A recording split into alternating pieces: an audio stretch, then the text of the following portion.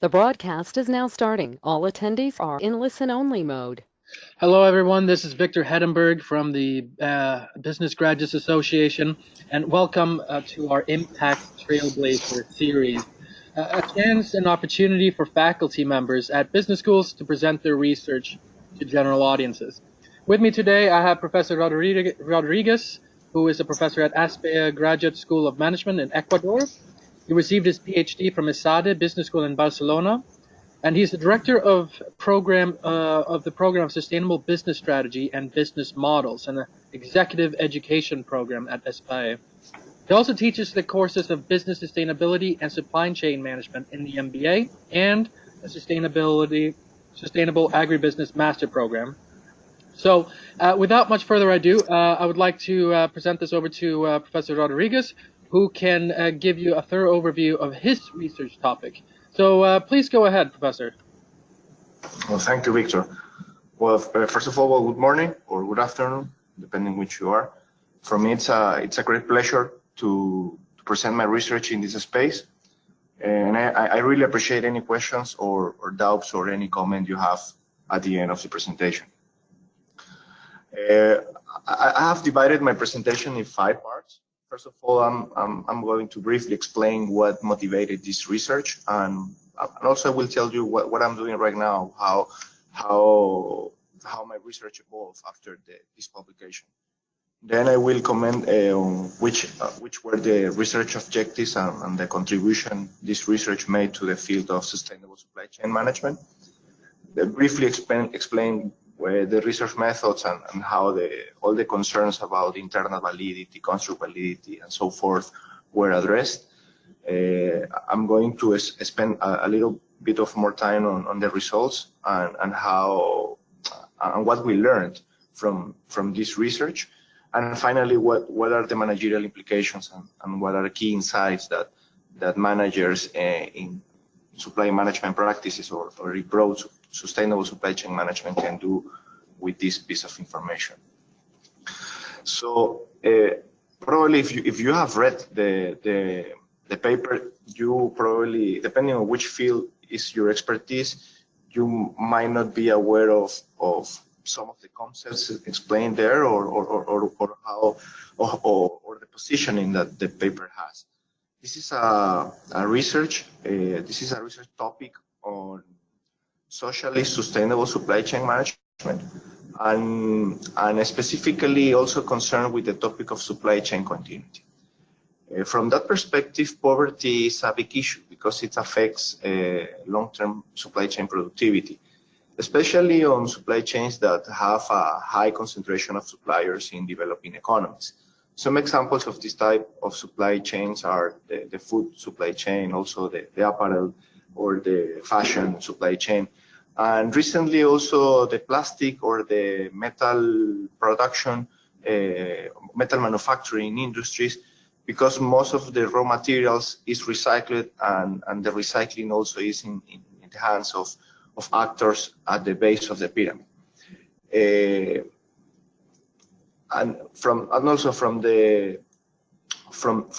food supply chains, there is a critical fact that 70% of the usable land for agriculture is in the hands of smallholder farmers, and this is more acute in regions such as Latin America, South Asia, and Africa. So it's also this problem is also related to food security issues and aspects related to SDG number 2, the eradicate food hunger in the world. So it's a global issue. Definitely, it's a complex problem, and for that reason, it's something that goes beyond the focal firm's scope. It goes also beyond the firm's scope of activities or responsibilities. And for that reason, it should be addressed, or it should be framed as a problem involving organizations such as NGOs, governments, and hybrid organizations, and so forth. But one particular issue of NGOs make it pretty interesting to study from this organization's perspective. These two issues are that NGOs have missions and resources that are better aligned with social issues. So basically, there is no clash, or there are no tensions between how NGOs frame this type of problems and how firms frame this type of problems. Perhaps for firms is problematic, or it is paradoxical to address poverty because it can go in tension, or it can go against their economic interests. So for that reason, we argue, and this is also backed in findings from bottom of the base of the pyramid business literature, where it is suggested that this type of actors, or these non-economic actors, are in a better position to address these complex problems such as poverty alleviation. An important insight that we realized when we were undertaking this research is that NGOs also have their proper supply chains. Some of them, there are aid-oriented organizations. Some others are also providing services to buying firms.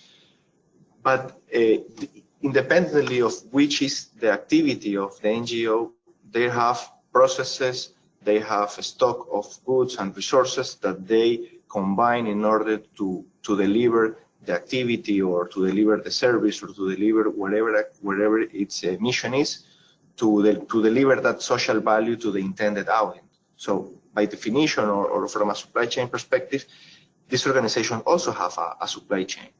And what we observed is that there were some NGOs who were deploying a well-known supply management practice, which is supplier development.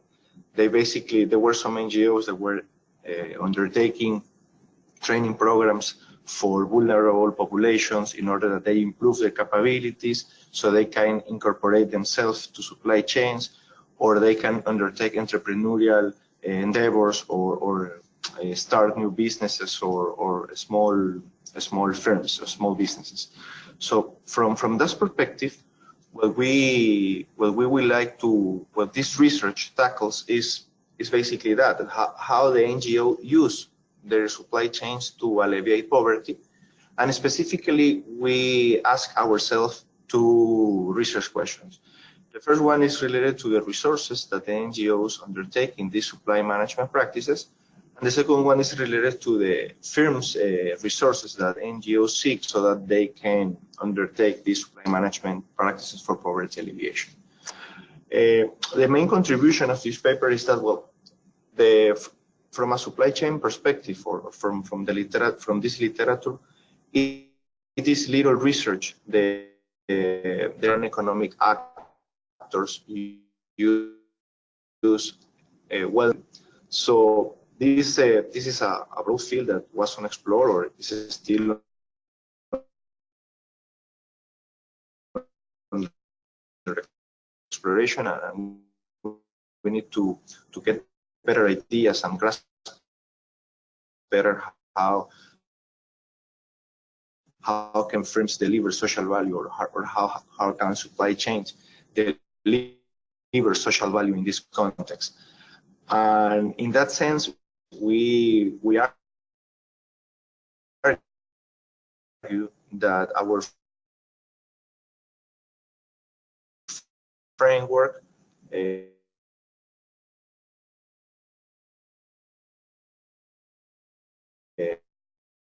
provides managers and other scholars ideas on how non-economic actors use these traditional supply management practices to create innovative. We decided that an inductive approach using case study would be suitable to have a theoretical contribution. For that reason, we designed a nested case study in which we focus on the work on a single NGO. This NGO is a multinational one that has several projects in different countries, several regions around the world.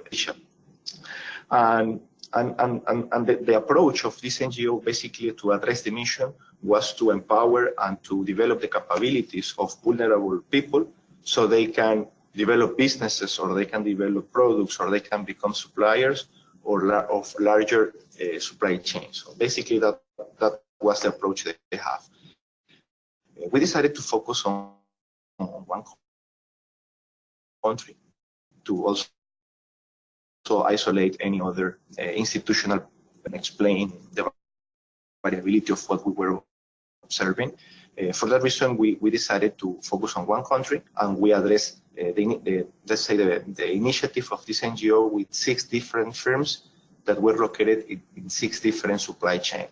So in that sense, we could see what one NGO was doing in 6 different instances. This allowed us to, in some way, to keep constant the deployment or the intervention of the NGO in different contexts, and this allows us to see if some patterns emerge and try to build an explanation for that. The approach that we follow is to basically try to triangulate the data that we collected from several sources of information, informants from the NGO organization, informants from each of the buying firms, and also go to secondary data such as impact assessments made by third-party organizations, all the documents that were produced by the NGO in order to report to their stakeholders the advancement on the project, and also all what the firms reported on their sustainability reports to see that they communicate to their stakeholders what they were doing in order to build or to create social value. So the approach that we performed was to build a reliable and a thick description of how the supplier development programs were implemented. And what we tried to see that is how was the process unfold, and then try to categorize it on different stages of the implementation. Then from those stages, we go deep to see what type of resources NGOs and firms deploy. And from that, we try to build the explanation on how this worked. The coding that we used in some way was an actual coding, and the initial part of the coding also was built on supply management literature on what were the main practices. In this sense, we decided to see or to understand or to say that how was poverty alleviated. We work with qualitative approximations in the sense that we say that there, in the case was a high poverty alleviation when there was three conditions were met. First, operational the supplier increased or improved its operational efficiency. Second, where the coordination costs in the buyer-supplier relationship were reduced. And third, where the transaction risk in the buyer-supplier relationship were also reduced. We said that there was a medium poverty alleviation when operational efficiency was improved, but either coordination costs or transaction risk were not improved. And finally, we said that there was a low poverty alleviation when there was no improvement at all in any of these 3 categories. Okay, so let me just give you a brief synthesis. This is, well, I take an extract from the paper that was also available in the website of the webinar. So basically, there was 6 instances of observations in 6 different industries. First of all, there was this dairy farming, which is basically a cheese manufacturer who had supplier development programs with dairy farmers cooperatives. The program was basically involved on how farmers storage the milk, how farmers perform the grass farming of the food for the animals, and on all the farming practices related to the care of the cattle. The firm involved in this instance is a medium-sized company of $17 million US of sales, and it invested about $1,000, $128,000 in the program. The second one was a metal scrap collector, but basically was a steel manufacturer who has a business, who has a recycling program with low-income people involved in the collection. The program targeted the family managing the collection centers, and it had some issues related to the investment on the infrastructure and on the assets that the collection center had to make the process more efficient, to collect more scrap. And it also involved in the skills for managing the cash flow, for accessing banks and loans and so on. The third one was a core farming. It was the company involved, the buying firm involved. It's a food manufacturer who has a wide portfolio of products from fodder for chicken and pork, and also produce meat, chicken meat, pork, beef, and seafood. This is one of the biggest companies involved in the cases, and it was also one of the highest investments in the programs, about $400,000. And the same, the approach was similar, to try to develop the capabilities of smallholder farmers with fewer than 5 hectares of cultivable land. And the approach was similar, trying to get straight the property rights, formalize them in terms of getting a bank account, having a tax ID, and so on and so forth. Carpentry Workshop was a furniture manufacturing company that had already a small workshops who supply or who outsource the certain pieces for the productions of the furniture.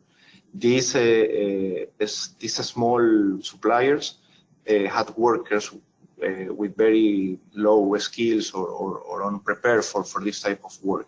In that sense, the focus here was on how to improve the skills of workers in order to make the suppliers more productive. Palm Tree, well, basically it's a company that gets the oil from the palm and sell it to different food manufacturers. This program, unfortunately, couldn't be observed totally because of the timing of the implementation of the NGO.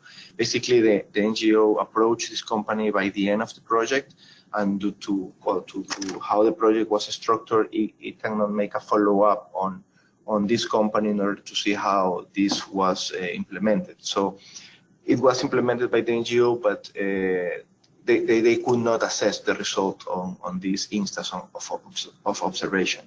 And finally, potato farming was basically, this is the largest buying firm involved, a large supermarket. Also has a considerable investment on the program, but it focused only on potato farmers, and with a similar approach in order to formalize them, train them, and get them better for their productivity and the formalization. Next, what we did in the data analysis was to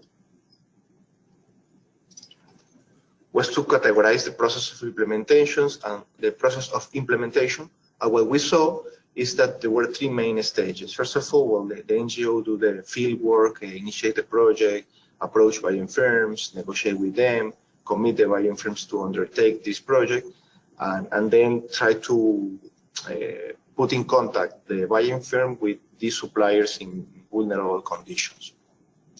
Then they implement the supplier development program or the training program to foster the capabilities of these suppliers. And then in the third stage, the buying firm deals with the first or the initial transactions with the supplier, basically how they can buy, or all the mechanisms around buying the product or the harvest in the case of farmers from these suppliers. What we observe is that there were, let's say, 2 bundles of resources. One of the resources are from the NGO perspective, the other are from the buying firms, and basically the NGO resources are transversal to the process of implementation. They actually are the resources that actually well-grained with some capabilities, and in this sense we use a broad definition of resources. We consider assets or a stock of assets, and also we consider capabilities in this sense. So it's a broad definition of resources. But what we saw is that these two resources of the NGOs, the knowledge for localizing supplier development programs and the bridging capabilities, are resources, are base resources to enhance and to let the implementation happen. Without these resources, there is no initiative. And precisely are these resources of the NGO that make this type of project works. The knowledge for localizing basically refers to the knowledge to adapt the supplier development program to the reality and to the local context in which the suppliers are embedded. On the other hand, the bridging capability, well, this is not something new. It comes from the literature on network theory, where basically they call it tertium jungens, or the third who joins, right? In this sense, this refers to connecting or to put in contact two parties that previously were disconnected or they don't know about the other part or about each other.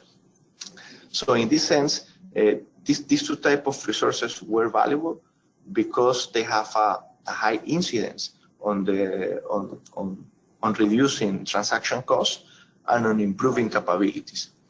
But these resources are not enough. There is a counterpart, or there are some resources that need to be combined with these resources from the NGO in order that the project works.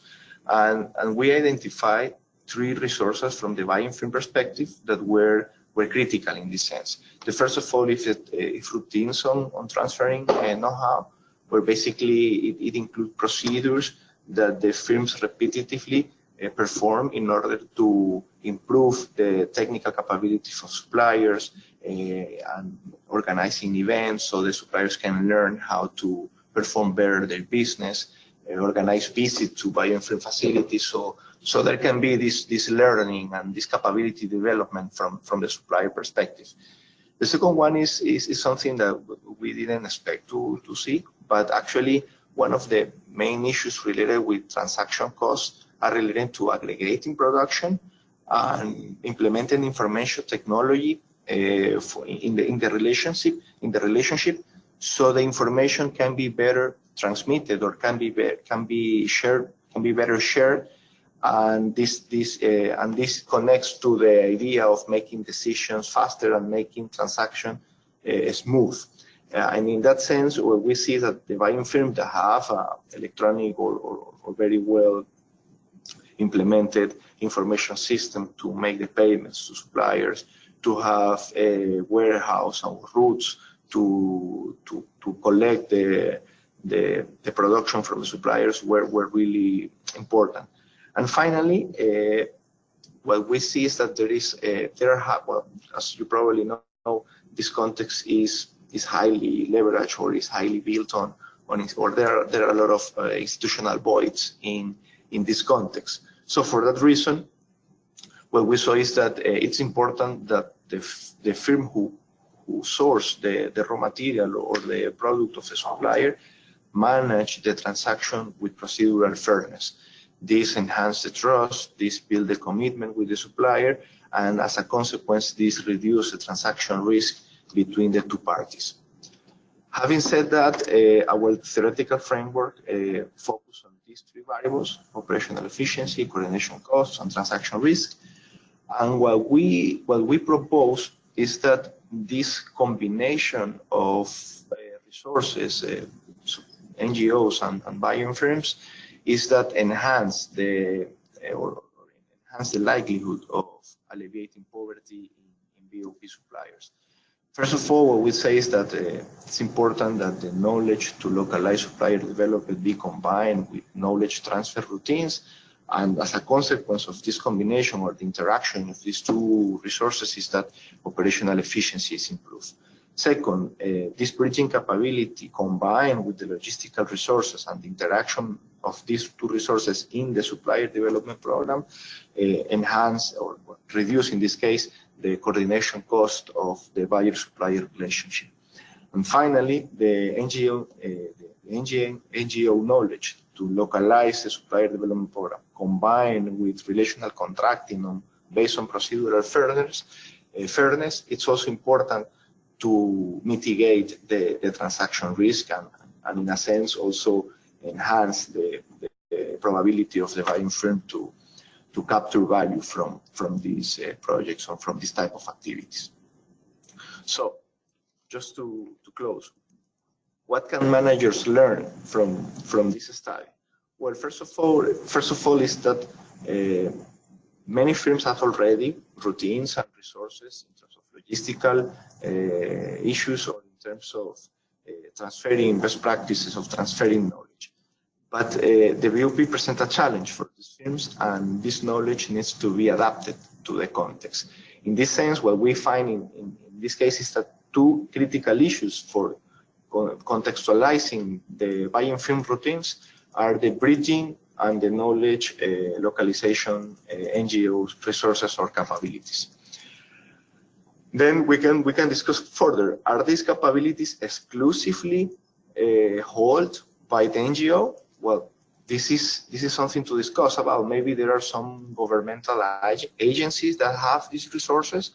Maybe there are some hybrid organizations that can develop these capabilities and can replace the role of the NGO. But at least at the point of this research and the context of these industries, there were few organizations that have this mission or have this framing of the reality where they put a higher emphasis on social value rather or instead of economic value. So this is something to be discussed, and there are promising further research questions on this type of topics of research. Then then also another managerial implication that this research brings is that we propose how firms or how managers can rethink the sources models in a way that, or better said, managers have to rethink the resources models in a way that they reduce the coordination costs, the transaction risk, and enhance the capability of the suppliers. And for that reason, the manager should be concerned about strengthening the knowledge transfer routine, investing on logistical resources, and apply contracting or managing relationship in a way that is perceived by the supplier as procedurally fair. This is basically what I have to say today. I don't know if you can hear all of it, but I highly appreciate if you have any question or any comment or anything we can discuss about. Fantastic. Thank you so much, Professor Rodriguez. The floor is now open to anyone who has any questions. Before we get to those, though, I'll ask a question of my own. What were some of the more difficult aspects of conducting this research? Well,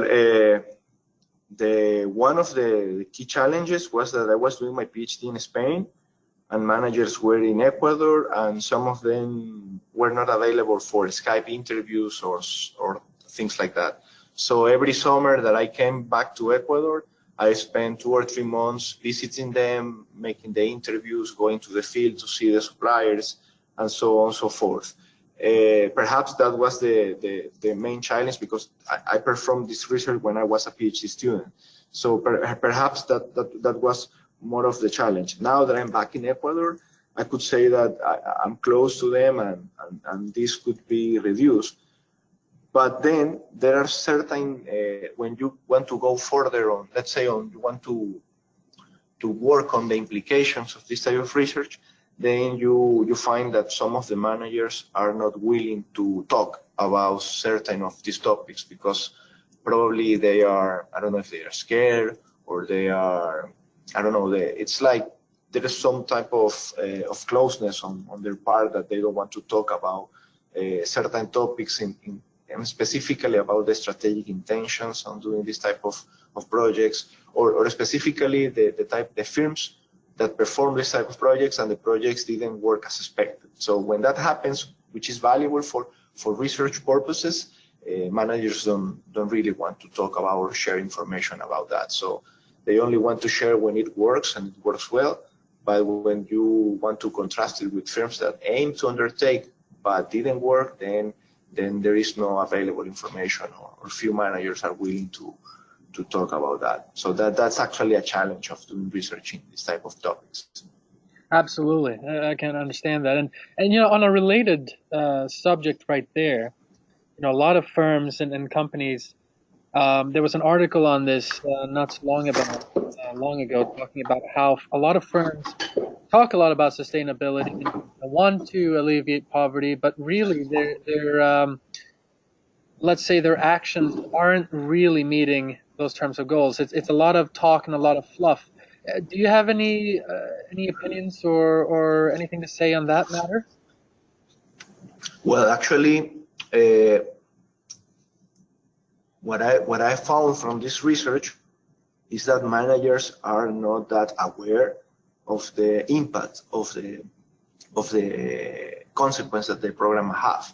For example, how they assess the results of this type of programs is that they say, well, I train 400 farmers, they improve their productivity in 3 or 4%, and that's it. It worked very well, and that's it.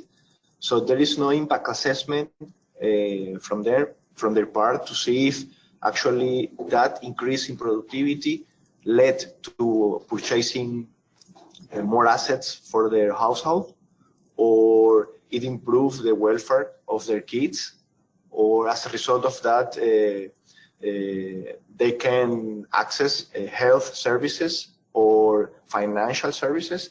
So this type of impact assessment is still in this type of projects is still very limited. There are some work done by agricultural economists on the impact of this type of program, but only from the agricultural point of view, and that type of research doesn't address all the issues around the supply chain. So actually, I think actually I'm working on that now. That's the next step, to see if these type of activities have an impact on the lives of those type of suppliers. And some preliminary results on further research that we did is that we found that there is a difference. The suppliers that are involved in this type of relationships are better than the ones that are not involved in this type of research, in this type of relationship. But the size effect of that improvement is pretty low. So it's significant, it's statistically significant, but it's pretty low. So from a policy making perspective, is not the path to follow. So there is also a rethinking on how to address this type of interventions. And here, but some of the ideas some of the state-of-the-art ideas that are emerging from latest research now in the topic of corporate sustainability is that we should view this from the system perspective, and to find leverage points that have a higher impact in the involved stakeholders. So, and this is also further research, perhaps, and one hypothesis is that the leverage point in the system on supply chains at the base of the pyramid is related on building community level capabilities, not just farm level or not just individual level capability, but actually how you can build organizations within that system that develop the organizational capabilities that can manage all these coordination costs, transaction risk, and capability development. So it should be taken from a network perspective, because it's very unlikely that a firm goes to the base of the pyramid and build a community level enterprise. It's very hard to see that. This type of initiative should be taken from a network or from a supply chain level perspective, in which a firm sets a partnership with a governmental agency or with another NGO, or perhaps even with universities, where they build this type of organizations that create those community level or those community level enterprises capabilities which manage these transactions. Because what is found in other studies is that is the income stability that alleviates poverty. And one of the best ways to achieve income stability is that someone pays you a salary every month. So if the farmer or if the person involved in this segment of the supply chain gets a decent job and there is sustainability around the activity who is employing that person, then it could have better results. So, but that's an approach that it has to be tested, and this is opportunity for doing this design research, where basically, or action research, where basically one goes to the field, builds the enterprise with them, train them, and then perform the assessment a few years later to see if the community level enterprise had an impact on the community. And then the whole aspect of impact assessment is quite interesting. The thing is, who do you think should be doing the impact assessment? Should it be the firm? Should it be a government agency that goes in and collects this data and presents it?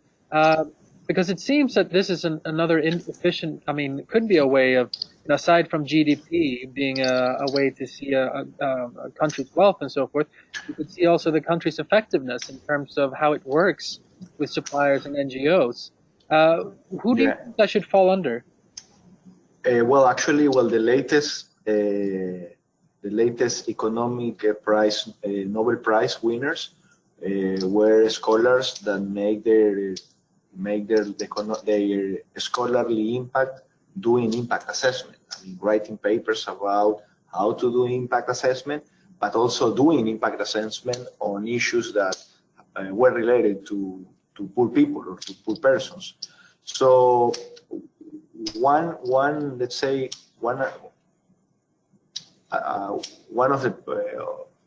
of the actors in the society that should be doing this are universities, and since these are business related topics, it should be business schools. So this goes also in alignment with the responsibilities, the social responsibilities of business schools. Since we are promoting that business practices are good for society, then we should assess them. We should come up with the evidence coming from quasi experiments in which we could say, I mean, the people who take these type of programs actually are better off or actually make more impact than those who doesn't or those who don't take the program. And in that way, we can actually reassure the legitimacy of business schools in the society, and also make the well-known business case of the importance of business school sustainability, or the contribution of business school to sustainable development goals. So I think one actor should be business schools. Impact assessments are difficult, they are time consuming. It should be that they need funding for doing that. So we should partner with governments or multilateral organizations who are interested on having better evidence about these topics. So I think in the economic field, this is already well established, and perhaps this is something we should imitate. We business schools should be partnering with multilateral organizations or government organizations to perform this type of research and letting them know that management matters. And this is something funny. I don't know if you have read this. There is this article published, I think it was 2012 or 2014. It was published in the Quarterly Journal of Economics. Perhaps it's the most influential paper that support the business case of management as a field and as a practice. They actually found in an experiment in India that better trained managers, better trained plant managers deliver more return on their operational efficiency than those plants without trained managers. And this result was not produced by business schools or was not produced by scholars working in business schools. It was somewhere else. But perhaps this is the piece of information that makes the business case for the legitimacy of business schools. And that's why I think we should be doing, and perhaps deans should be allocating more funding on this type of research, because it shows the relevance that business school matters for society. Absolutely. And now I'm just going to go into some of the questions that come up. The first one here is, are there any plans to expand upon this research into multiple countries and more NGOs? Well, actually, yes, there is the intention of doing that. In 2017, we finished a project on BOP, base of the pyramid business in agriculture.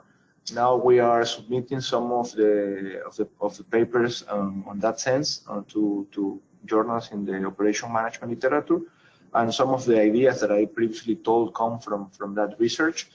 Now the focus that we're having is that we're moving more to the core, let's say core base of the pyramid literature, or a stream of knowledge. Because one of the critiques that has been made to base of the pyramid business literature is that there is no solid evidence on if this really alleviates poverty or it doesn't. The competing hypothesis is that it's better to give them a job than to make them suppliers, or to make them entrepreneurs, or to make them managers of small businesses. So I also run a project with a local, well, it's a multinational company, but with let's say the local representative of them. They have some similar initiative in micro retailers.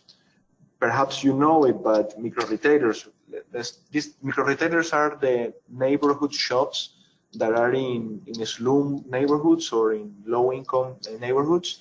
And one of the statistics that was presented by the IDB, the Inter-American Development Bank, said that 40% of the sales in the food and beverage industry happens in this distribution channel. So for those firms, and perhaps you know it, Nestlé, Unilever, all these companies see the emerging countries as the future, or as the markets where their growth will come for the next 10 or 20 years. The bottleneck of all this growth strategy is that the sales of those products happen in these micro retailers, and the micro retailers are vulnerable to stay in business. Some of them, they have problems with the cash flow, or they are they have a high ratio of debt, and the continuity of the business is in risk because there is no an alternative to this distribution channel in the medium term. So we're also actually looking also at that and see if this type of interventions have any solution to this distribution problem.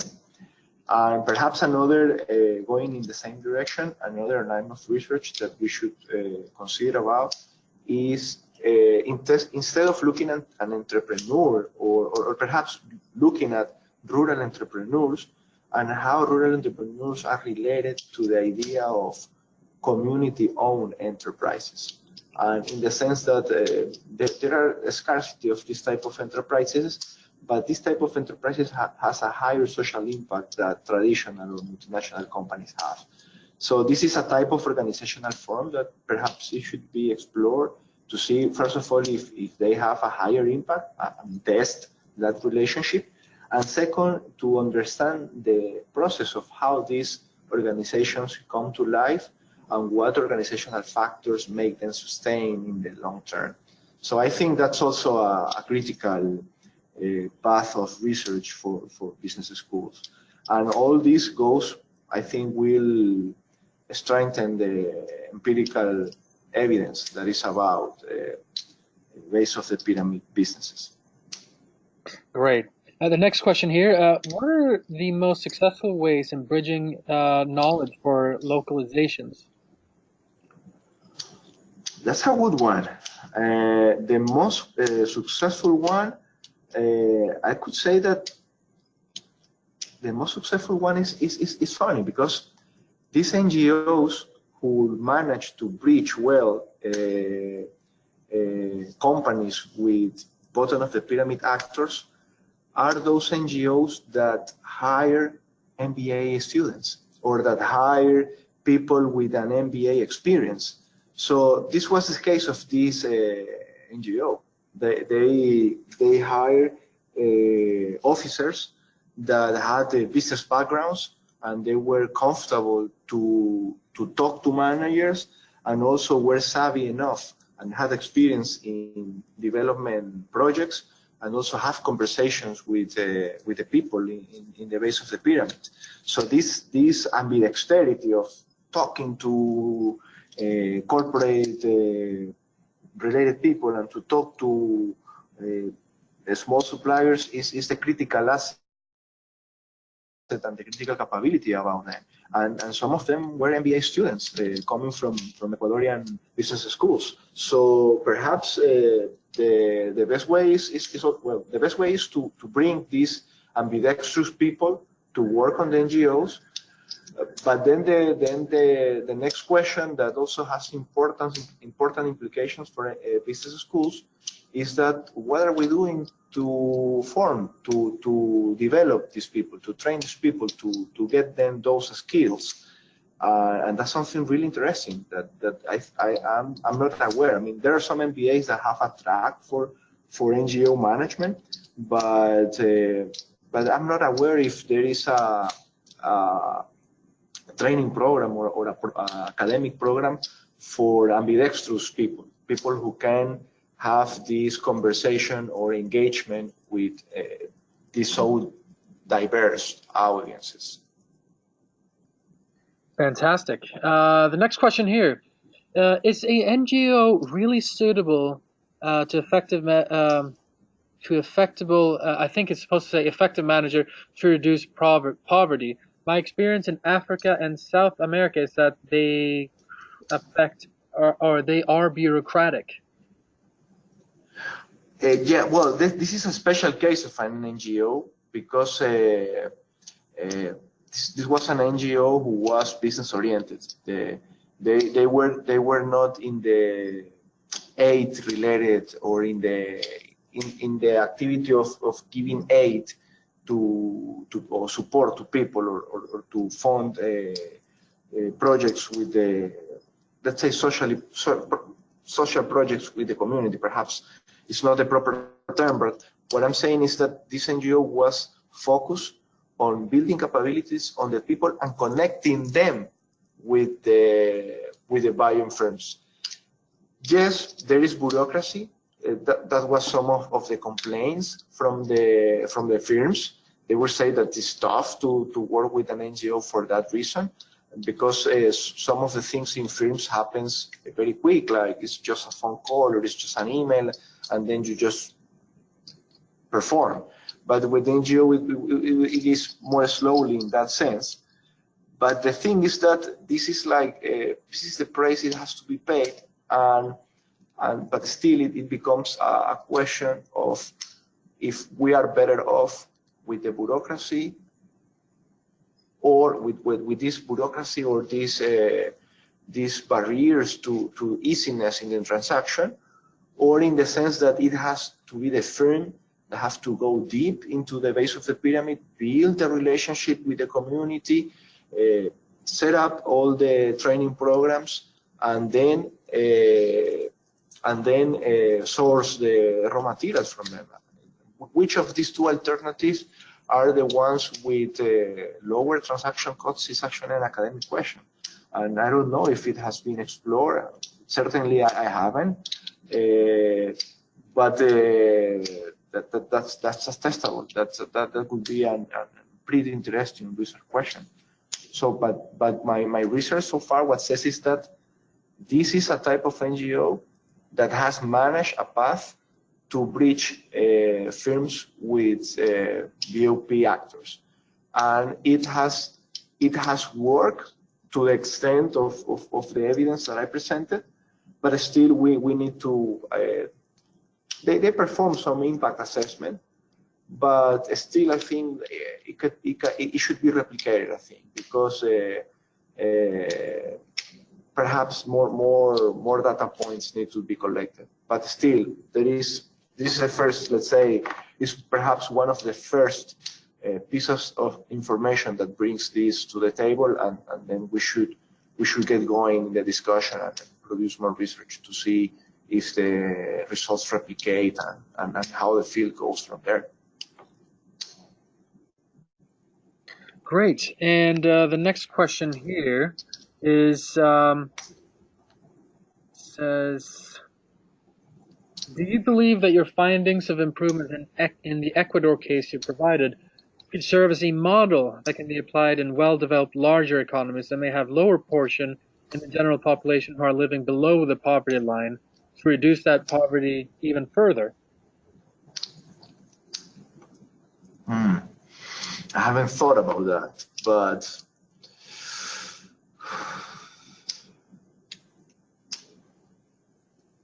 well, I think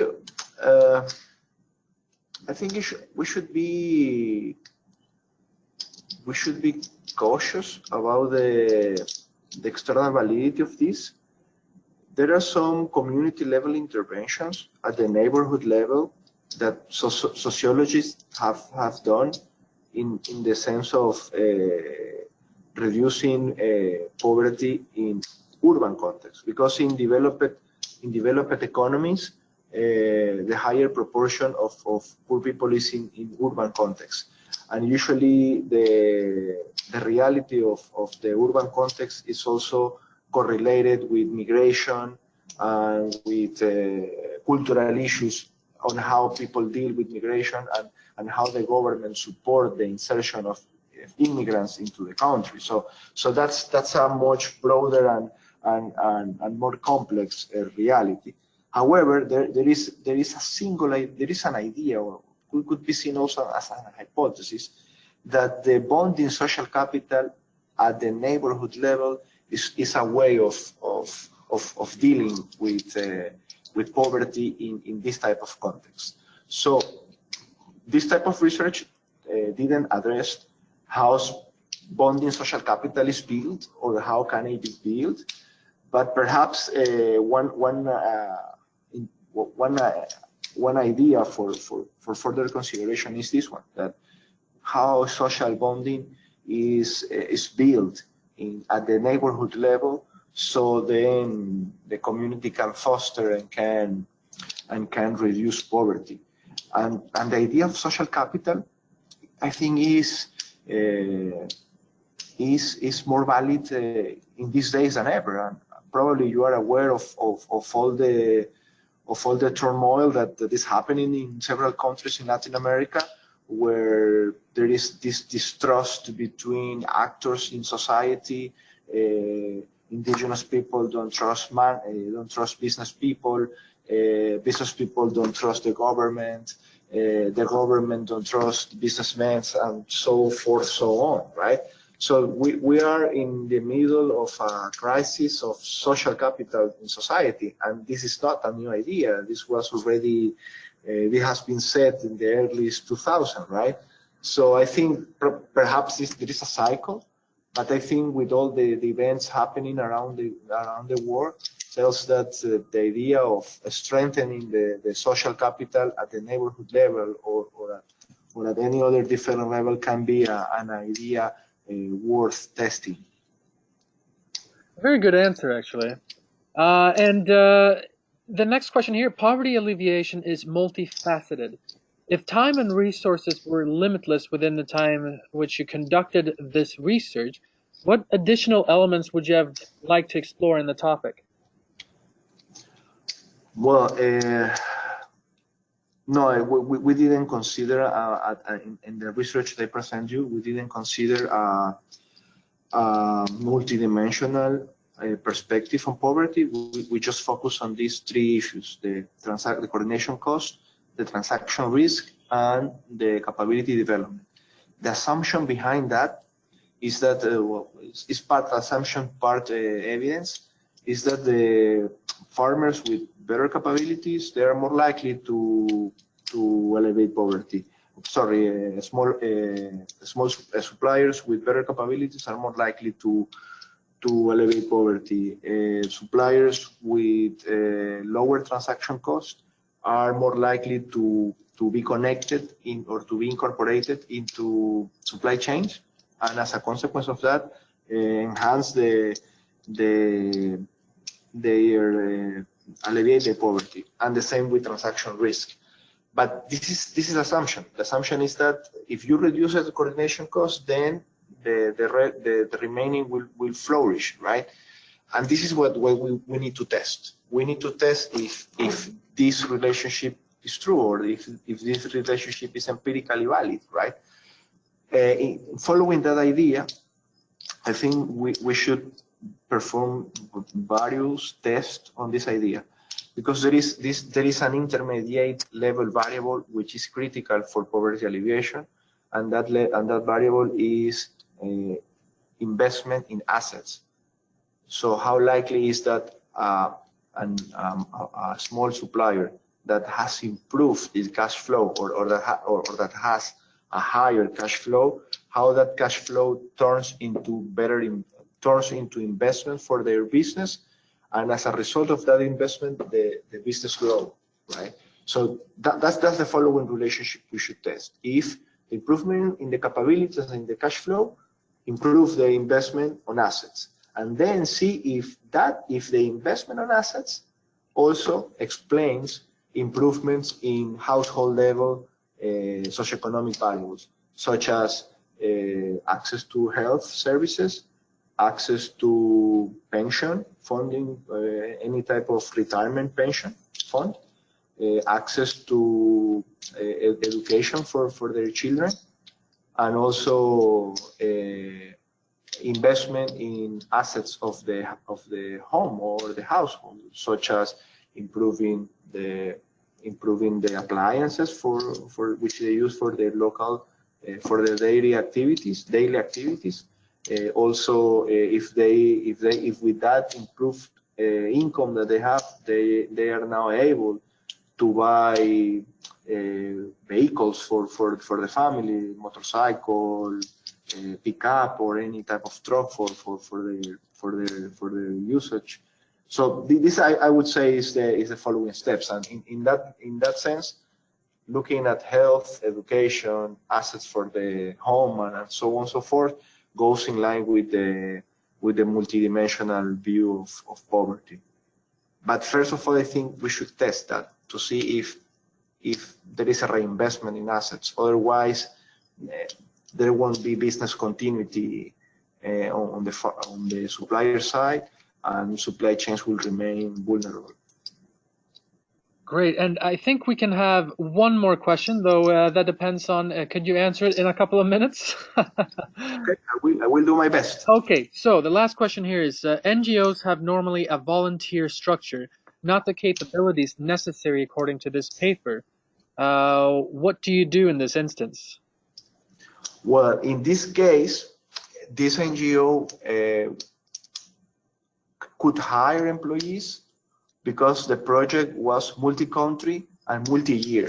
So they managed to get a big funding from a multilateral bank, and they created an office during several years. So they built up these capabilities because they have the funding, and they could hire the right people.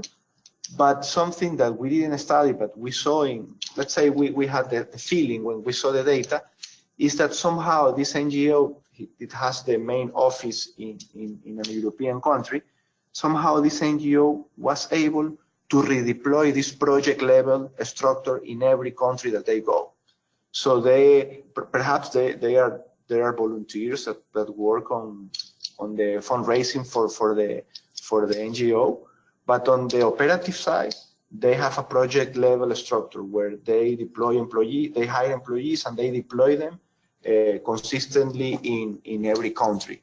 So that's the capability that I'm now reflecting on that. We didn't put that in the paper, but that's the capability the NGO had. And since they had several projects in each country, they have experience, they know the supply market, and that's how they can connect people with firms. Well, that's great. I think we're out of time for any further questions, but George, thank you so much for a really interesting presentation and interesting results from this research.